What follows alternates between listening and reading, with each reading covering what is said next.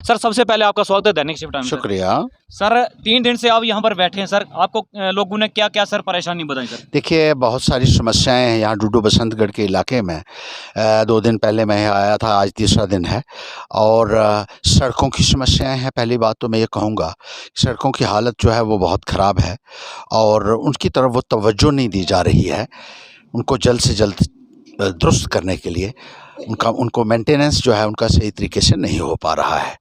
और ये हालात जो है ये आप बसंतगढ़ की तरफ भी देखेंगे, जो लोधरा की सड़क है वो भी छोड़ दी गई है बीच में। मैंने अपने टाइम पे 2013 में उसको मंजूर करवाया था, लेकिन ये विडंबना है कि 10 साल इस सरकार को हुकूमत में हो गए, उसके बाद वो एक सड़क भी नहीं वो बन सकी है। रायचा कदवा की सड़क भी तभी की मंजूर करवाई है, दोनों एक साथ मंजूर करवाई थी, लेकिन रायचा कदवा की सड़क भी अधर में लटकी हुई है। अभी तक उसके ऊपर भी काम नहीं हो पाया है और लोगों को जो सुविधा मिलनी चाहिए थी वो सुविधा नहीं मिल पाई है।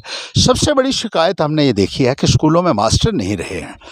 तो जहाँ जहाँ भी दूर दराज इलाके में स्कूल हैं, डूडू बसंत इतनी भारी किल्लत है कि बच्चों की पढ़ाई बर्बाद हो चुकी है और मास्टर नहीं भेजे जा रहे हैं। कस्बों में जहाँ 4 की बजाय 6-6 टीचर काम कर रहे हैं, वहाँ गाँव में जहाँ 6 चाहिए हैं वहाँ शायद 1-1 टीचर ही है।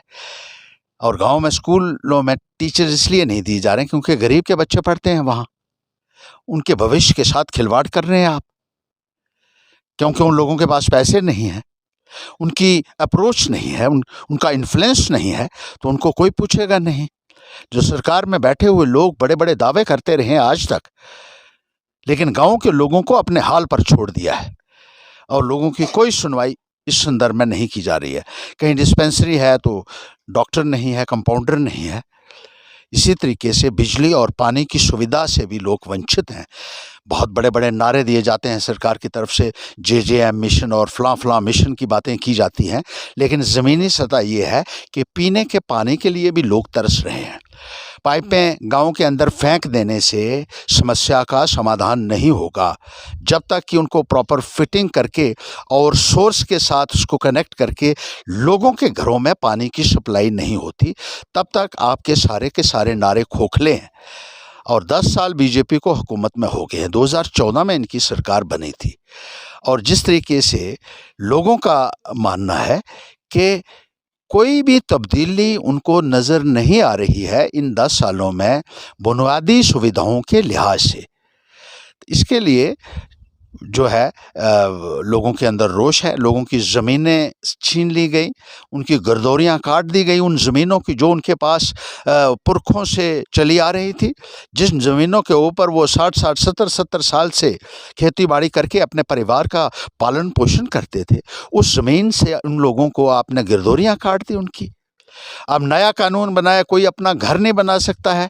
अपनी ज़मीन के ऊपर भी पाबंदी लगा दी है कि अपनी ज़मीन पे भी आप अपने पैसे से घर नहीं बना सकते हैं, आपको इजाज़त लेनी पड़ेगी जाकर कहीं रेवेन्यू में, कहीं रूरल डेवलपमेंट के दफ्तरों में। ये कहाँ का कानून है? ज़मीन अपनी, पैसा अपना, और परमिशन लेने के लिए उन बेईमानों के पास लोगों को जाना पड़ रहा है। ये बड़ी अजीबोगरीब है, अजीब अजीब कानून बनाए जा रहे हैं। अब कहते हैं कि राशन कार्ड जो जिसका जो राशन मिलेगा उसमें भी परिवार के सारे लोगों के अंगूठे लगाने हैं। परिवार के लोग किसी के पल्लेदारी करने के लिए बाहर जाते हैं, कामकाज करने के लिए बाहर जाते हैं, जैसे हमने लोधरा और पनारा में देखा। वो कहते हैं हमारे तो सारे घर के लोग जो हैं वो बाहर गए हैं काम करने के लिए, एक एक आदमी वहाँ घर में रह गया है। तो ये कहते हैं कि राशन मिलेगा, जब तक आप अंगूठा नहीं लगाएंगे तब तक सारे घर के लोग तो आपको राशन नहीं मिलेगा। ये कौन से कानून आप बना रहे हैं? लोगों को जिस तरीके से परेशान किया जा रहा है, प्रताड़ित किया जा रहा है। पेंशनें लोगों की बंद कर दी, बेवाओं की पेंशन बंद कर दी, बुजुर्गों की पेंशन बंद कर दी। आज हमारी एक बहन यहाँ है, उनको पेंशन मिलती थी, अब वो कहते हैं तेरी पूरी बाजू नहीं टूटी है अब, तो उनके मुताबिक पहले पूरी बाजू ये तोड़ दें। इनको डिसेबिलिटी सर्टिफिकेट मिला था, कहते नहीं लगी है अभी थोड़ी तेरी इसके साथ, और इसलिए इनकी पेंशन बंद कर दी गई है। ये कौन सा कानून है? ये कौन सी हुकूमत है? गाँव को आपने नज़रअंदाज किया, गरीब को आपने नज़रअंदाज किया और लोगों के साथ इस किस्म का जुल्म आप कर रहे हैं। डेली वेजरों को तनख्वाह नहीं मिल रही है और हज़ारों की तादाद में आपने डेली वेजर को बर्खास्त कर दिया। नौकरी लगाने की जो बात करते थे, आज वो नौकरियों से लोगों को बेदखल कर रही है सरकार। सर आज तो एक आपको मुबारकबाद देते हैं, आपने सुप्रीम कोर्ट में एक पिटीशन दायर की थी सर, और सुप्रीम कोर्ट का ऑर्डर है कि इसको इलेक्शन जम्मू कश्मीर में जल्द इलेक्शन जो है वो करवाया जाए सर। जी जी जी बिल्कुल। मैंने सुप्रीम कोर्ट में, ये चीफ जस्टिस की कोर्ट में ये मुकदमा लगाया था और ख़ुद मैं उसमें जो है वो केस लड़ रहा था मैं। ये एक बहुत बड़ा मसला था और सब लोग कहते थे कि ये इसमें ये कामयाबी नहीं मिलेगी क्योंकि सरकार नहीं चाहती है कि इलेक्शन हो, लेकिन सरकार के ख़िलाफ़ खड़े होने वाले भी हैं, ये हमने साबित कर दिया है। हर एक मुद्दे के ऊपर जहां गलत होता है वहां हर्षदेव खड़ा होता है और यहां भी सुप्रीम कोर्ट में हम सरकार से लड़े और वो फैसला करवाया कि जम्मू कश्मीर में चुनाव होने चाहिए। ये एक बहुत बड़ा पैगाम पूरे जम्मू कश्मीर ने, हिंदुस्तान में हमने दिया है कि जहां जहां ज़्यादती होगी खड़े होंगे, सड़क पे भी लड़ेंगे और अदालत में भी लड़ेंगे।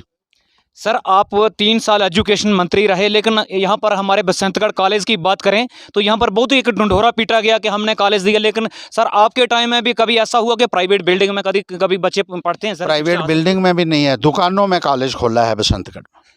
तो अभी तक सर उसका मुझे कुछ बड़ी भी हैरानगी होती है, बच्चों के साथ कौन सा मजाक आप लोग कर रहे हैं? अरे कॉलेज की पढ़ाई है, हायर एजुकेशन है, दुकान में आपने बच्चे बिठा रखे हैं। इतनी गुर्बत है बीजेपी की सरकार में। जब मैंने कॉलेज बनाया रामनगर में, पहले बिल्डिंग बनी, 6 महीने के अंदर मैंने इतना बड़ा कॉम्प्लेक्स बनाया जितना जम्मू में और किसी कॉलेज का नहीं था, और 6 महीने के अंदर बिल्डिंग बना के उसके बाद मैंने बच्चे बिठाए। यहाँ कह दिया कॉलेज है, कोई 2 दुकानें ली हैं और उनके अंदर बच्चों को बिठा के उनके भविष्य के साथ आप एक खिलवाड़ कर रहे हैं।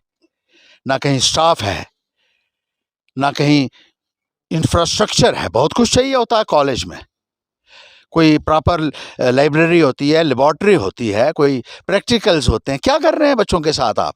सुबह आ जाए, बैठ जाओ और शाम को घर चले जाओ। सर बच्चों का ये भी कहना है कि हम 15-15, 20-20 किलोमीटर यहाँ से पैदल जाते हैं, लेकिन फिर भी वहाँ पर स्टाफ नहीं है। तो ये बच्चों का ही कहना है सर, उन्होंने बोला बिल्कुल ठीक, जो बात मैंने आपसे पहले भी कही कि स्कूलों में भी स्टाफ नहीं रहा है, कॉलेज में भी स्टाफ नहीं है, ठीक स्टाफ नहीं है, जिसकी वजह से बच्चों की पढ़ाई प्रभावित हो रही है। सर अगर हम रोड की बात करें, कुछ दिन पहले माननीय डॉक्टर जितेंद्र सिंह पीएमओ हैं, लेकिन सर उन्होंने ट्वीट किया था कि शिवगली से लेकर कलवंता तक रोड फाइनल है। लेकिन सर आपको भी अच्छा लगा ना, रोड अच्छा है, अच्छा बनाया जितेंद्र सिंह ने? ये सारे ही देख रहे हैं कितना अच्छा है, कितना अच्छा है। वो तो बहुत कुछ कहते हैं सर। 9 साल में लोगों को ये भी कहना है कि और उसके बाद कहते हैं ये तो जुमला था। सड़क का वादा करते हैं और उसके बाद कहते हैं जुमला था। 10 साल पहले 2014 में गडकरी जी घोड़ी में आए, उन्होंने कहा ये सड़क डबल लेन बनेगी उधमपुर से लेकर घोड़ी तक। 2014 में जब वो वोट मांगने आए तब की बात है ये। आज हालत ये है कि सिंगल भी नहीं बची है, वहाँ पुल ही नहीं है, और लोग पहले जाते हैं नाले के ऊपर, गाड़ी से उतरते हैं, फिर वो नाला क्रॉस करते हैं 20-30, 50-50 किलो का अपने सर के ऊपर वजन रखकर, और उस तरफ जाते हैं, फिर वहाँ से गाड़ी पकड़ते हैं। उधमपुर से घोड़ी की गाड़ी भी बंद हो गई। लोग आए दिन सड़कों के ऊपर होते हैं, लेकिन इस सरकार में सुनने वाला कोई नहीं। और गरीब के लिए मैं किसी भी हद तक जा सकता हूँ, कहीं भी खड़ा हो सकता हूँ। तभी ये हमारे साथ नेशनल पैंथर्स पार्टी के चेयरमैन श्री हर्षदेव सिंह जी थे और इन्होंने डिटेल में पूरी बात बताई। जय हिंद, जय भारत। दैनिक शिव टीम के साथ बने रहिए अगली न्यूज़ के लिए। जय हिंद।